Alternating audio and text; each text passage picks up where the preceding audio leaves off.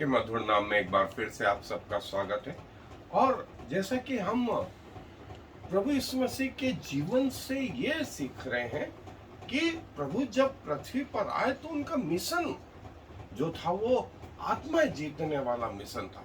और प्रभु ने भरसक कोशिश करी कि अपने जीवन के अंतिम समय तक, इवन क्रूस पर भी, उस डाकू को उन्होंने अनंत जीवन दिया। और जी उठने के बाद हमने देखा था कि उन्होंने चेलों को कमीशन दिया। और वही जो है, इस विषय को इनडायरेक्ट रीति से नहीं कहा गया है, डायरेक्ट रीति से नहीं कहा गया, लेकिन इनडायरेक्ट रीति से प्रभु ने कई बार इस विषय को जो है लिया और अपने जीवन से दिखाया। और उसी विषय में आज हम एक और विषय देखेंगे कि प्रभु के पास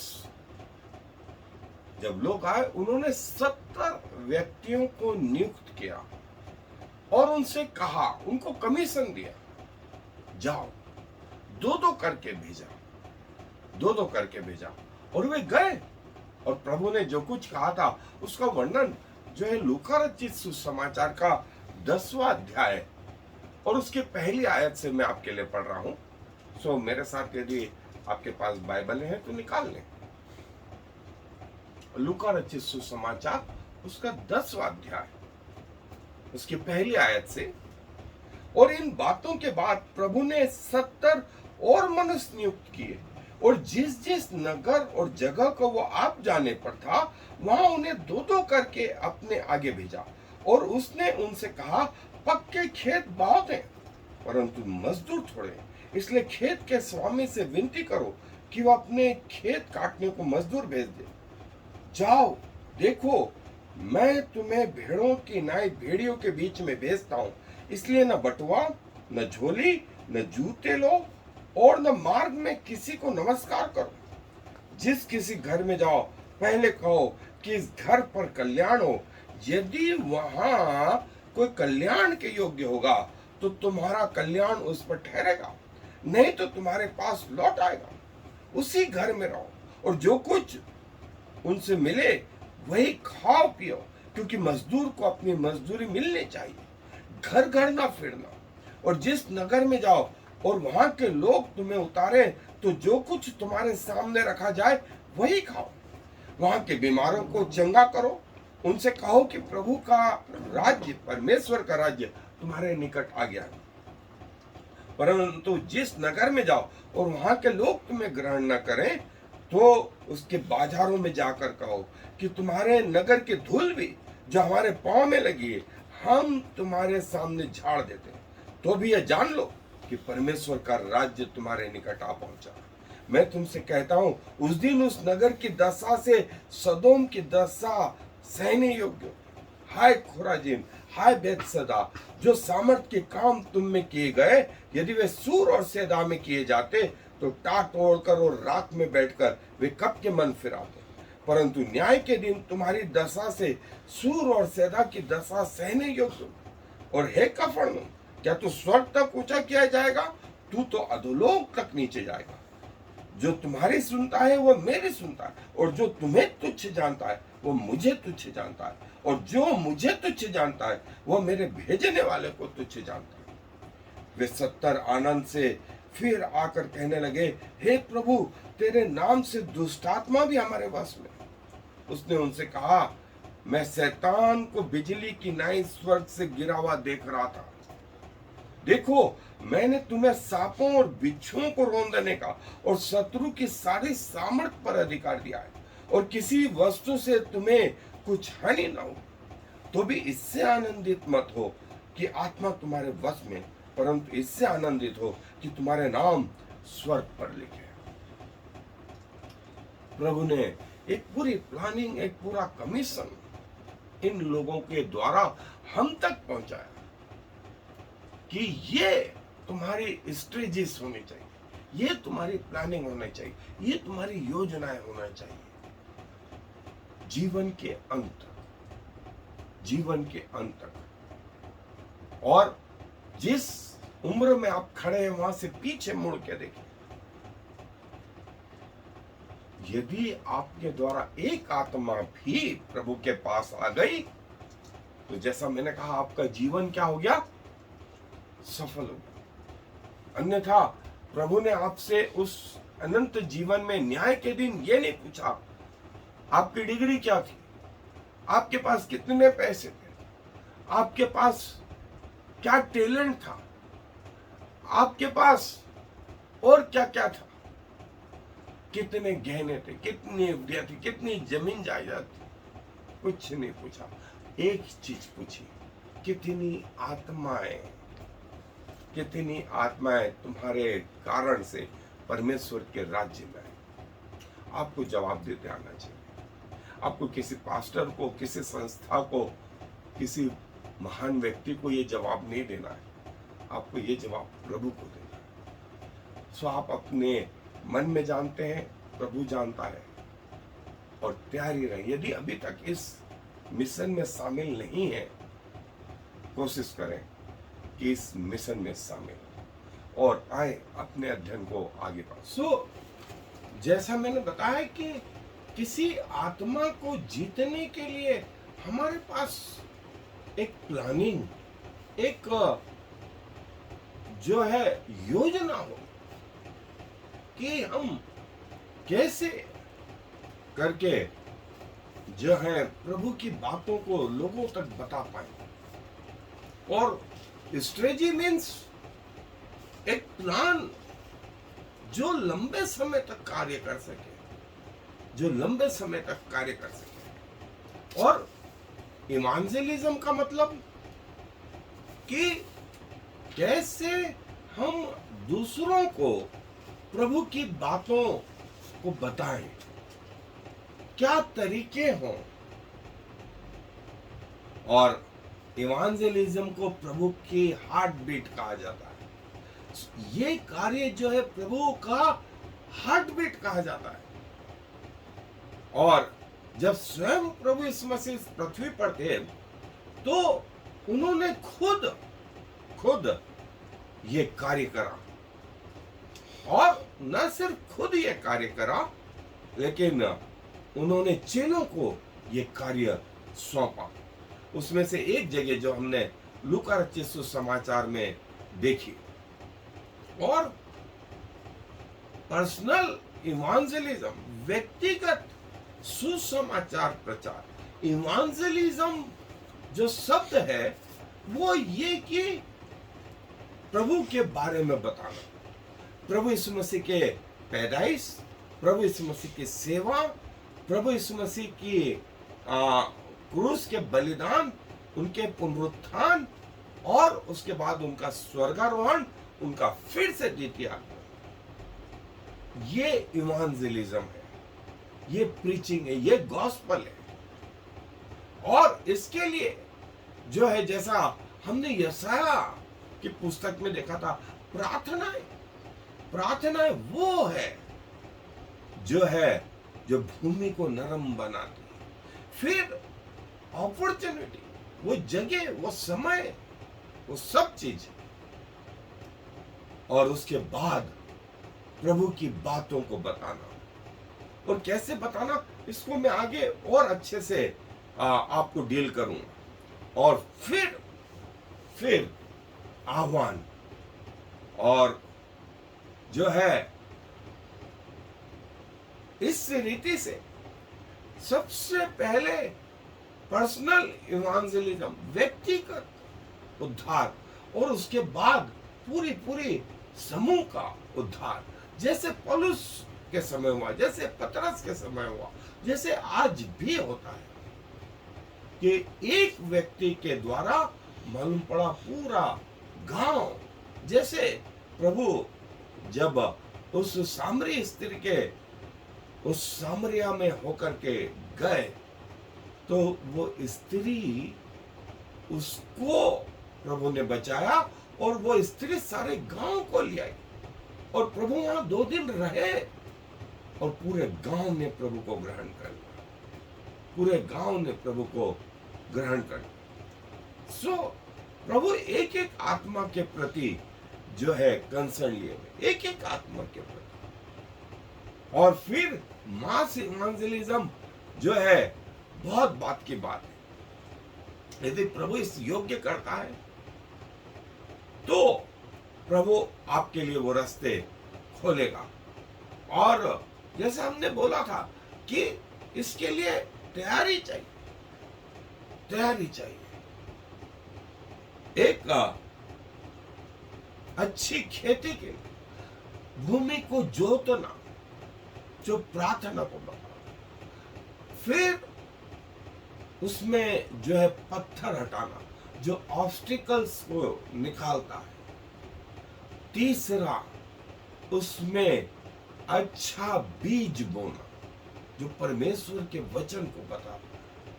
फिर उसकी रखवाली करना, उसके चारों ओर जो है हेज लगाना, बाड़ लगाना, पक्षियों को भगाना। फिर उसके बाद में फर्टिलाइजर, खाद डालना, खाद डालना। और तब जब फल लग जाए तो काटना। शुरुआत जो है एक प्लानिंग से हुई, प्लानिंग से हुई। और साल्वेशन इज पर्सनल, जो है प्रभु के साथ हमारा संबंध जो है व्यक्तिगत है, व्यक्तिगत है। वो पारिवारिक रीति से, वो सामाजिक रीति से बाद में आता है, लेकिन प्रभु से उद्धार जो है हमारा व्यक्तिगत है। यदि आपका उद्धार हुआ है तो आप परमेश्वर की ओर से, लेकिन यदि आप सिर्फ उसकी बातें करते तो इसके विपरीत है। और प्रभु जो है, जैसा हमने देखा कि इवांजेलिज्म या प्रभु का प्रचार, प्रभु के बारे में बताना, ये प्रभु की हार्ट बीट के नाम से लोगों ने इसे संज्ञा दी। और ये बहुत सारे जो है पॉइंट दिए हुए, आप इसको पॉज करके लिख सकते हैं, देख सकते हैं और स्वयं के जीवन में इसे कार्य में ला सकते हैं। और कई चीजें हैं, डू एंड डोंट्स ऑफ इवांजेलिज्म। कई चीजें करना चाहिए और कई चीजें नहीं करना चाहिए। ये भी जो है परमेश्वर के वचन में आई है। इसे भी आप पॉज करके देख सकते हैं। और जैसा आत्माओं को जीतना एक प्लानिंग, एक परफॉर्मेंस है, जो win souls, make disciples and raise leaders, जो है आत्माएं जीतना, चेले बनाना, उनमें से लीडर बनाना और सारे संसार में परिवर्तन लेकर के आना। और ये विभिन्न पॉइंट हमारे जीवन का एम ही ये होना चाहिए कि हम प्रभु के लिए आत्माएं जीत पाए। और आत्माएं जीतने के अलग अलग टेक्निक्स हैं। और प्रभु ये बताता है कि हमारा जीवन कैसा भी रहे, हमें ये काम करना है, हमें सुसमाचार बताना है। आत्माएं जीतने का काम प्रभु का है, हृदय तोड़ना प्रभु का काम, हमारा काम सुसमाचार प्रचार है। सो प्रभु का प्रचार करना। और प्रभु ने पतरस और याकूब, यूहन्ना और अंद्रयास को यह कहा था, मैं तुम्हें मनुष्य के मछुए बनाऊंगा, मैं तुम्हें मनुष्य के मछुए बनाऊंगा। और जो है आगे जाकर के वास्तव में जब ये मछुए वाला जो कार्य था, पतरस ने प्रचार करा और 3000 लोग बदले। फिर उसने प्रचार करा, 5000 लोग बदले। और लिखा है कि प्रभु उन्हें कलीसिया में मिलाता था, प्रभु उन्हें कलीसिया में मिलाता, प्रभु उनके जीवन को बदलता था। और गॉस्पल, जैसा मैंने बताया कि सिंपल शब्दों में प्रभु यीशु मसीह का जीवन, सिंपल शब्दों में प्रभु यीशु मसीह का जीवन बताना जो है गॉस्पल।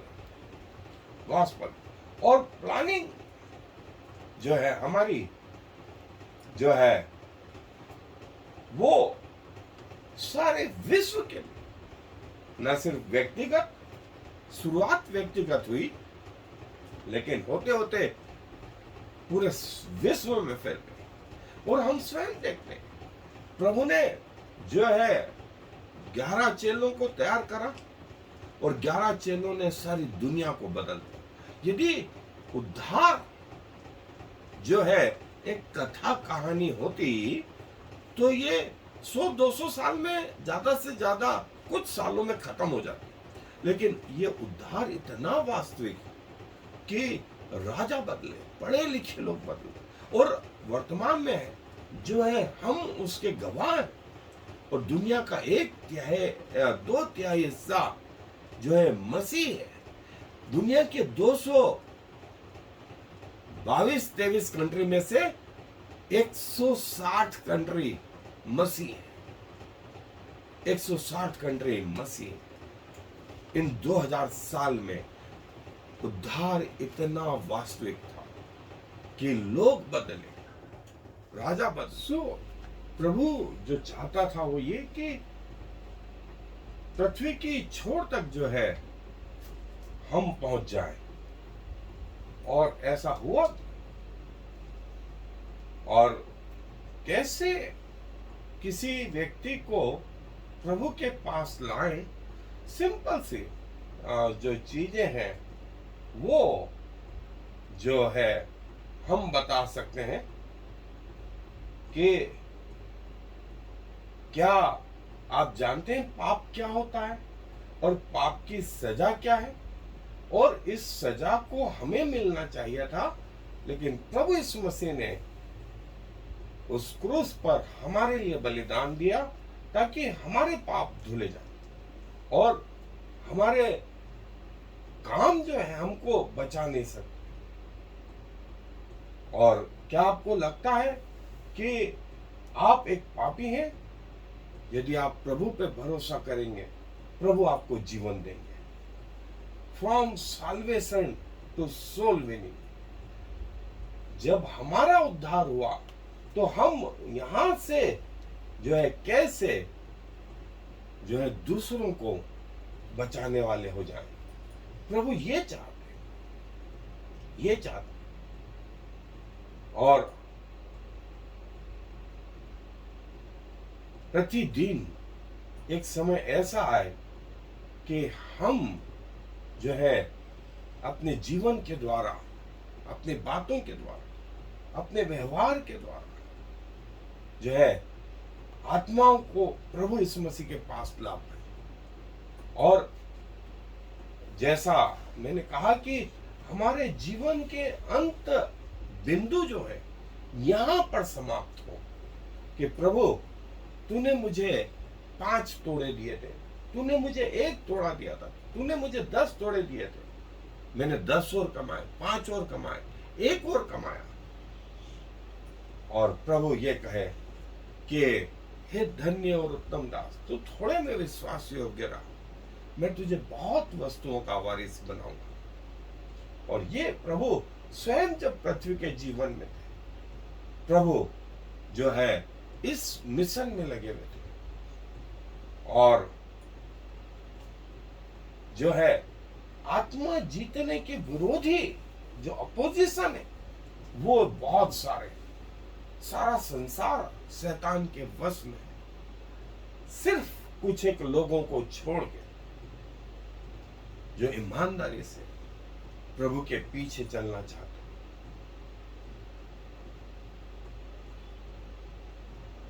प्रभु के लिए एक आत्मा को जीतना, जैसा मैंने कहा कि दुनिया के सबसे अच्छे नोबेल प्राइज या ओलंपिक मेडल से भी ज्यादा अच्छा है, एक आत्मा को जीतना।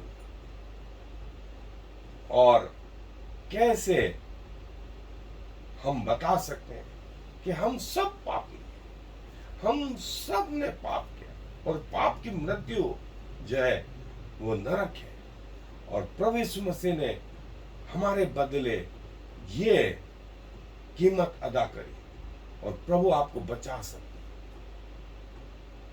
प्रभु आपको बचा सकते हैं। ये आज की महत्वपूर्ण आवश्यकता है। जब